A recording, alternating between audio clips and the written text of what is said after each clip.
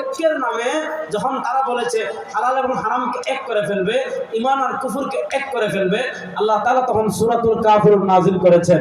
আল্লাহ বলেন যখন তারা এই প্রস্তাব দিয়েছে আপনি ওখানে যাবেন আমরা ওখানে আসব, আল্লাহ তাআলা তখন সূরাতুল কাফিরুন নাযিল করেছেন। কুল, নবী আপনি বলুন, ইয়া আইয়ুহাল কাফিরুন, ইয়া আইয়ুহাল কাফিরুন, ইয়া আইয়ুহাল কাফিরুন, হে কিয়ামত পর্যন্ত আগত সকল কাফেরেরা শোনো, লা আবুদু মা তা'বুদুন, তোমরা ইবাদত করো মূর্তি, তোমরা ইবাদত করো তারকা, তোমরা ইবাদত করো চন্দ্রে, তোমরা ইবাদত করো সূর্যে, তোমরা ইবাদত করো পাথরে, তোমরা ইবাদত করো আবু জাহলে, তোমরা ইবাদত করো পানি, তোমরা ইবাদত করো লাতে, তোমরা ইবাদত করো মানাতে, তোমরা ইবাদত করো হুবালে, তোমরা ইবাদত করো উজ্জা, আর আমরা ইবাদত করি একমাত্র কার? বলেন আমরা ইবাদত করি একমাত্র কার? লা আ'বুদু মা তা'বুদুন।